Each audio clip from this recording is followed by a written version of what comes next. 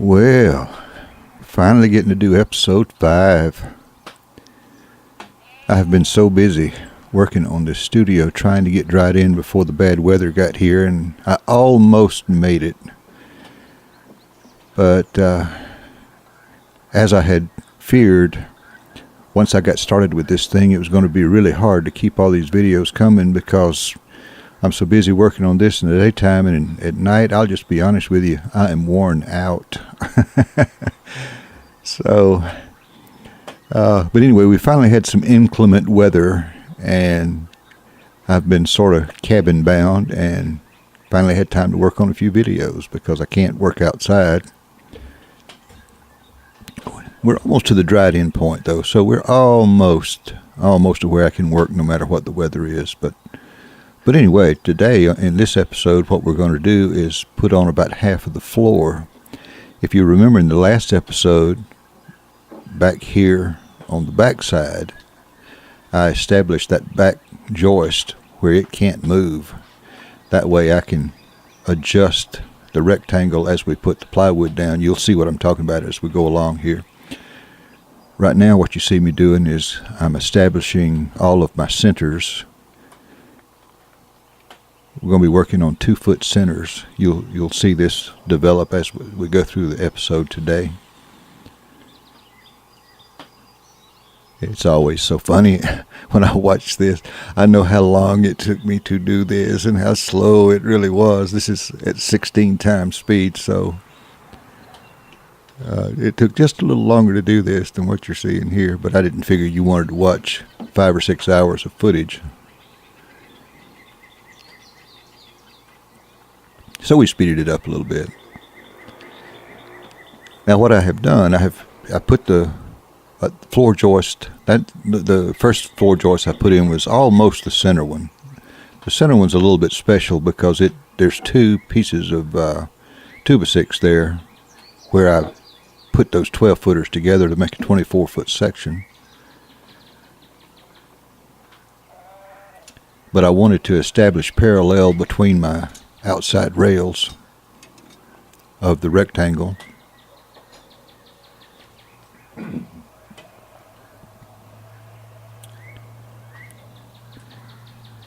And what I do, once I establish my centers, then I go back in with my speed square and I draw a perpendicular line to the top of the joist, because as you see I keep my level handy.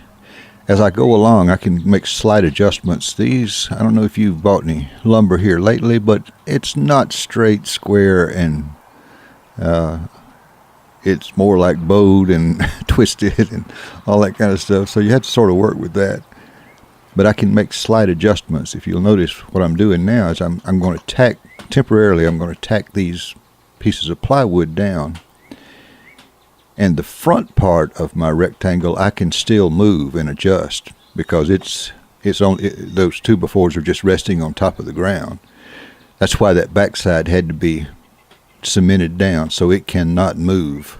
Only the front part can move and the sides. But this system worked out really good. By the time I got to the front, everything was, I had straightened out the joists on the side, and just worked out good to do it this way. I know those of you that are pros out there, if any of you are watching, you're probably laughing at one guy doing all this adjusting and all this kind of stuff. You were just seeing me adjust to fit those panels. I can go to the front and I can actually lift that up and move it.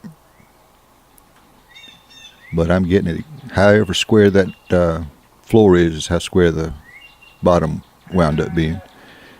And I'm constantly checking for level. All those posts, I make sure I'm level before I start pouring cement into them.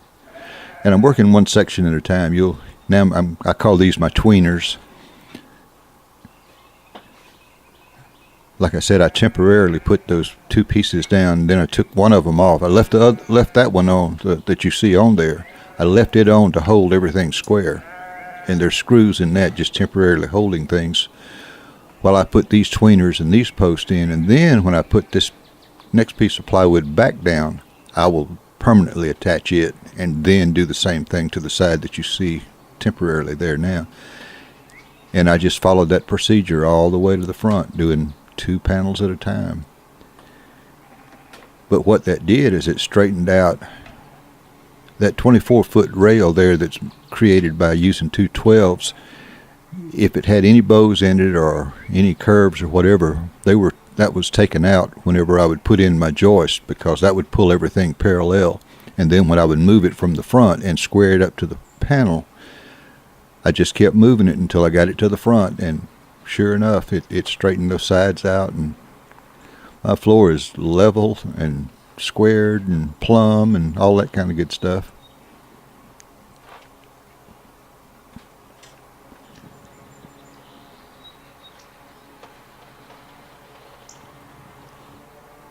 Yeah, buddy, I wish I could work that fast in real time. I've come to realize that however long you think it's going to take you, it's going to take you 3 times that long, and however much you think it's going to cost you, it's going to cost you 4 times that much. You just forget so many little things when you're planning it. You go, oh, I forgot about the electrical boxes that I've got to put all the receptacles. Oh, I forgot about the receptacles. Oh, the switches. Oh, yeah. Oh, the cans to mount the lights to. It just goes on, things that you just don't think about until it comes time to start mount everything, and then you go, oh, okay. Now you'll see we've got another row of posts. Now that they're set and squared, I will pour the concrete into that, and I did that all the way to the front, 1 set of posts at a time. And then once those dry, then I'll put the next section on and square it up, pour those posts. And all the time I'm building a 2-foot grid of 2x6s under the plywood before I put it down for the final time. But what we're going to work toward in this episode, you'll get to see me finish half of the floor. But you will understand my method very well by the time we get to the end of this episode.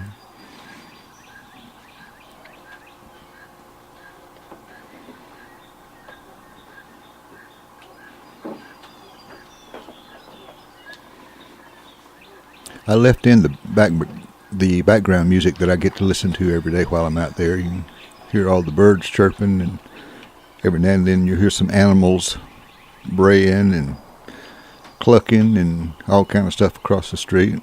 I love all of that. It's peaceful.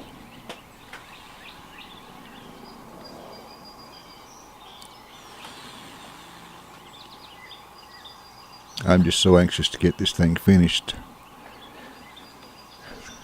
It is going to be a wonderful little place for this to be. Now you see I'm putting in more joists. It's moving so fast. Okay, you can see it right there. It's moving so fast. The way I'm doing this, I take a clamp and I clamp a 2x4 on the bottom of the side rail. And that way I can then just drop my joist in there and it holds it for me until I can put the screws in the end. You find all kind of little ways to do things like that when you don't have anybody working with you. I know a crew of 5 or 10 people could probably build this in 2 or 3 weeks.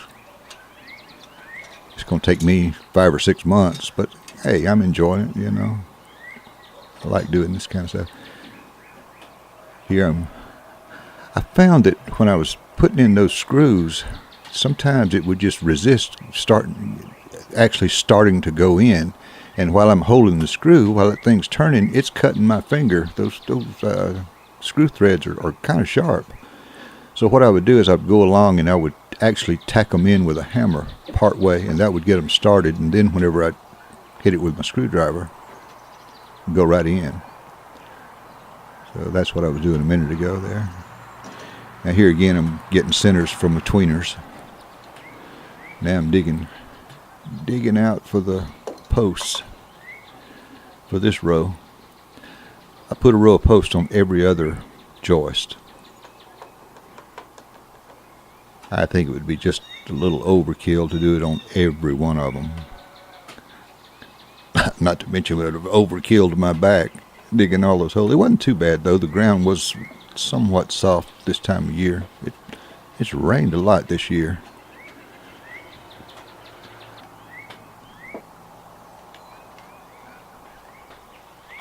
Unlike when I built the deck, oh my goodness, when I was digging out for that deck, that stuff was like hard clay. I actually used a hatchet to dig down on part of that. But this was much easier.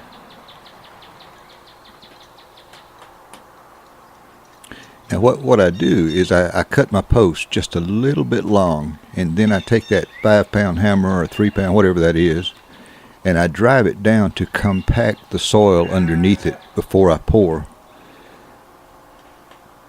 And because I see right there, I drew a perpendicular line, and I'll line my post up with that line, and that makes it straight up and down.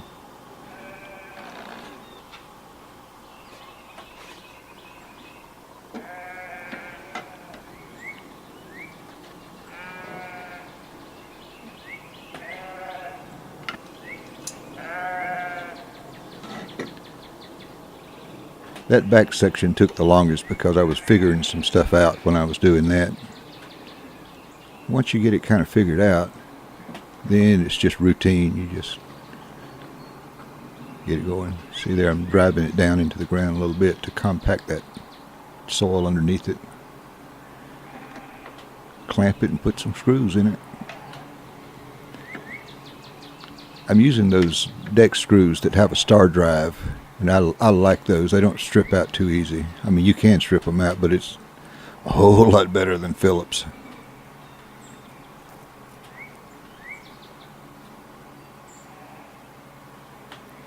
Okay, now see, don't have my tweeners in yet because what I'm doing now is putting that temporarily down until I can line those sides up with it.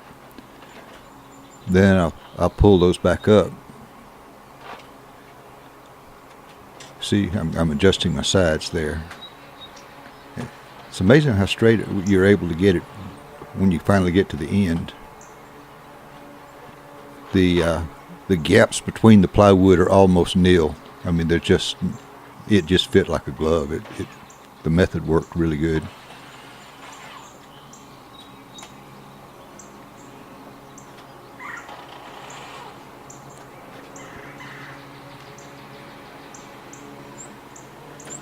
And you just put a temporary tack in there.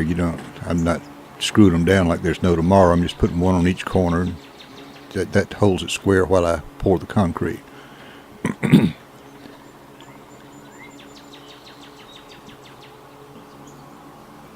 Then once the concrete is set a little bit, then I'll take those off and put my tweeners in there, my little grid work. That then gives the plywood some good support so it won't bow or bend or whatever. Definitely want to wear a mask when you're doing concrete work, otherwise you have concrete setting up in your lungs.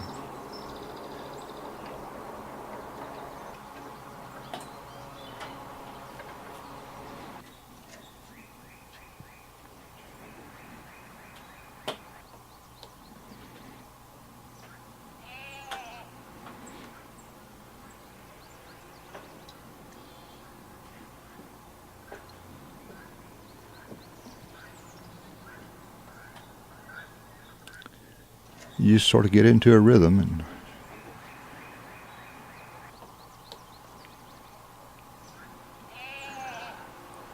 I've done several projects like this, and what I've finally learned is you don't look at the entirety of the project, because if you do, you go, oh my gosh, I'll never get there.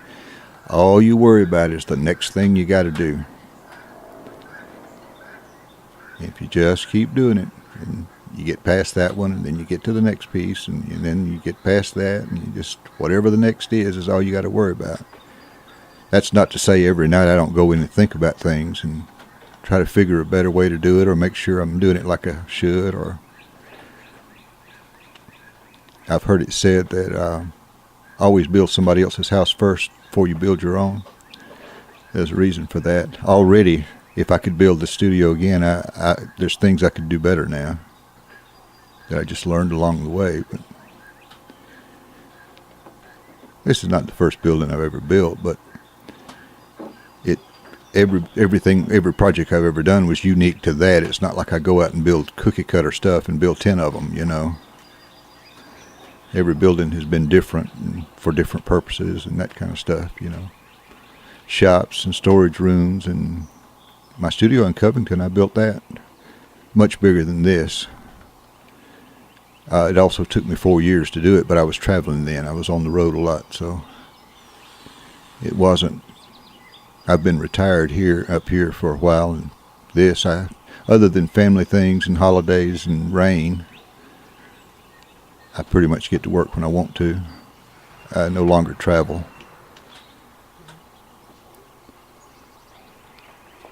I had to retire from that. It was fun back in my younger days, though. I loved it. Now you'll see where sometimes I forget to turn my camera on. See all the grid work over there, all my tweeners.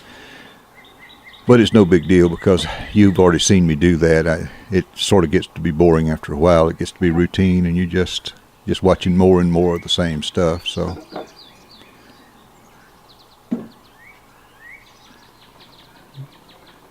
about to get this puppy together, though.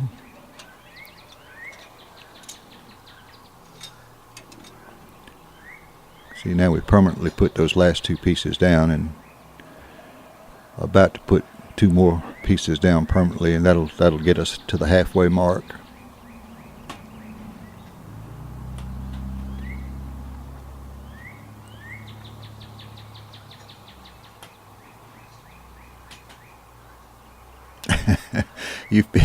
You figure out ways to move. See how I'm moving that plywood on my back? I found that to be the best way to do it. You reach over and try to pick it up on your side, and it is just awkward, and it twists your back, and you can back up to it and drop it on your back, and it's amazing how much easier it is to carry it that way. I got so into this thing the first week that I was building it, I did something to my back, and I almost couldn't move for about a week, and then gingerly could only move for another week or so. So that slowed us down considerably the first month. But I learned to take it a little slower. Watch how you pick things up. Well, there we are. We're to the halfway point now, and in the next episode we'll finish that out. But I hope you're enjoying watching what we're doing. I'll try to get the next episode a little bit quicker now that the winter it's not winter here, but it's winter at this point, and we're starting to have a little more not too good weather, so I'll have more editing time. But thanks for watching, and we'll catch you on episode 6.